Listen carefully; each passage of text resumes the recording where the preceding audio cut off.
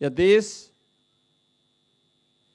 महाराणा प्रताप का स्मरण करेगा तो स्वतःस्फूर्त भाव के साथ भामाशाह का नाम हर जवान पर होगा। याद रखना, धन की तीन ही गति होती है, या तो दान करो, वह आपको यशस्वी बनाएगा, स्वयं भोग करो, कुछ देर के लिए चलने लायक बनाएगा, बाद में शुगर से ग्रसित कर देगा।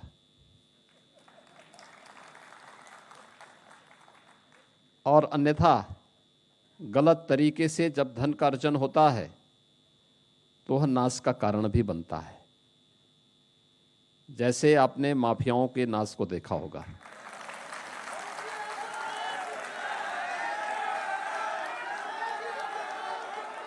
तो दानम,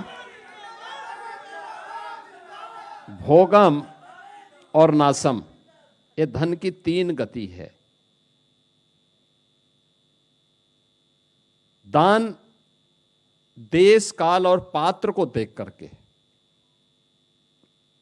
हमारे पूर्वजों ने, भारतीय मनीषा ने दान के लिए भी कुछ बातें कही, जिसके बारे में श्रीमद् भगवत गीता में उसके बारे में छोटा सा एक उदाहरण खन्ना जी ने भी यहाँ पे प्रस्तुत किया। वह सात्विक हो, देश के लिए, धर्म के लिए, लोक कल्याण के लिए, गरीब कल्याण के लिए दिया जाने वाला दान हमेशा सार्थक होता है और व्यक्ति को, पीढ़ी को यशस्वी बनाता है। दानवीर भामाशाह 29 जून 1547 को उनका जन्म होता है राजस्थान में। राजस्थान की भक्ति और शक्ति का समन्वय वहां की धरती पर अद्भुत रूप से हम सबको देखने को मिलता है। और उस धरा पर जन्म होता है वीरवर भामाशाह का। व्यापारिक वृत्ति और मेवाड़ राजवंश के प्रति उनकी निष्ठा को देखते हुए उन्हें मेवाड़ का एक महामंत्री के रूप में भी राज परिवार के द्वारा नियुक्त किया जाता है। वहां से जो भी मेवाड़ राजवंश से अलग अलग रियासतों के लिए जो भी दान पत्र लिखे जाते थे, वह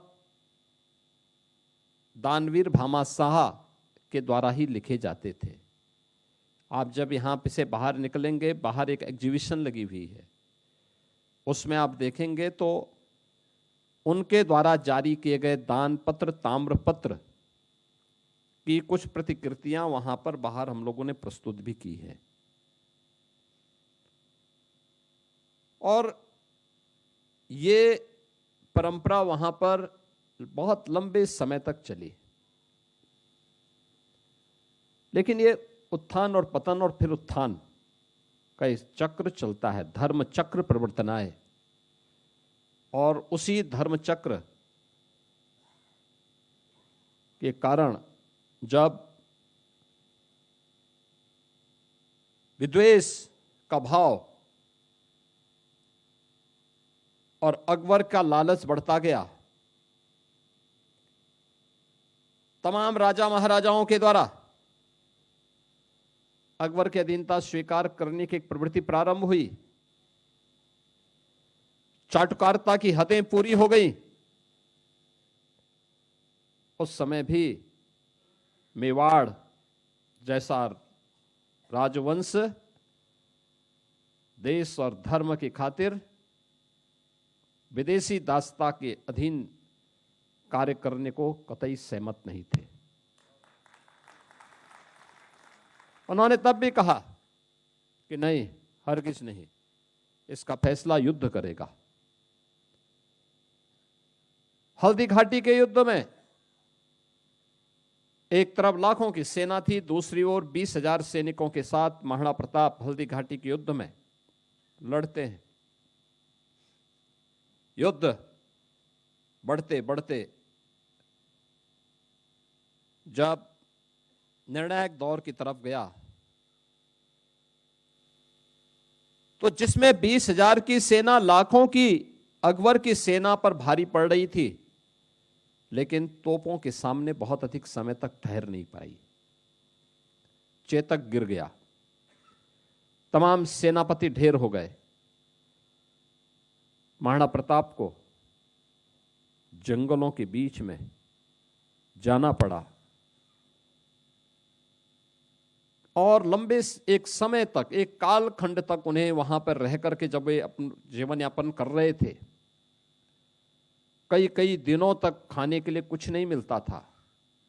याद करिए कि राज परिवार का में पला बढ़ा वे बच्चे, महाराणा प्रताप के पुत्र, उनकी पुत्री,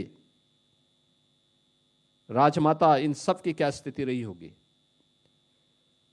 कई कई दिनों तक घास की रोटी खानी पड़ी, लेकिन देश और धर्म की खातिर विदेशी हुकूमत के सामने सिर नहीं झुकाना है, और उसके लिए तैयारी जब कर रहे थे, उस समय दो ही प्रकार की चीजें उनके सामने थी। हर हाल में मेवाड़ को की रक्षा करना है, भारत के अंदर स्वाधीनता की लौ को जलाना है, विदेशी दासता से, किसी भी प्रकार से विदेशी दासता को भारत के ऊपर मुखर नहीं होने देना है, उसके काले बादल भारत के ऊपर नहीं छाने चाहिए। एक संकल्प के साथ जब उन्होंने कार्य करना प्रारंभ किया तो उस समय अरावली के उन जंगलों में वहां के भील और मीना जाति के लोगों ने ही उनकी मदद की थी। सेना संगठन का कार्य करना है, दुश्मन की सेना पीछे पड़ी हुई है, परिवार के लोग भूखों बिलख रहे हैं, कैसा होगा, कैसे इस कार्य हो पाएगा। लेकिन वहां के भील, वहां की जनजातियों ने भी स्वदेश और स्वाभिमान के इस महत्व को समझा था और वे महाराणा प्रताप के साथ खड़े रहे। कैसे छापामार युद्ध होता है, इस युद्ध कला को महाराणा प्रताप ने उस कालखंड में प्रस्तुत करके अकबर के दांत खट्टे कर दिए थे, मुगल सेना के दांत खट्टे करने के काम किए थे। और अंत में जब दानवीर भामाशाह उनकी सेवा में उपस्थित हुए तो उन्होंने इस बात को कहा कि मेरी जितनी संपत्ति है, इस संपत्ति में फिर से सेना के पुनर्गठन के लिए अर्पित कर रहा हूं। महाराणा प्रताप ने कहा, ये क्या कर रहे हो भाई? अरे सारे लोग तो अपने लिए अर्जित करते हैं। उन्होंने कहा, नहीं, मैंने जो भी संपत्ति अर्जित की थी इसी देश से अर्जित की थी और इसलिए उसके लिए समर्पित कर रहा हूं। यानी याद करिए, उस समय भी 500 वर्ष पहले भी यह भाव था जो आज प्रधानमंत्री मोदी जी कहते हैं, नेशन फर्स्ट, राष्ट्र प्रथम है। क्योंकि देश सुरक्षित रहेगा, हम सब भी सुरक्षित रहेंगे। देश सुरक्षित है तो धर्म भी सुरक्षित है, धर्म भी सुरक्षित है तो हम भी सुरक्षित हैं।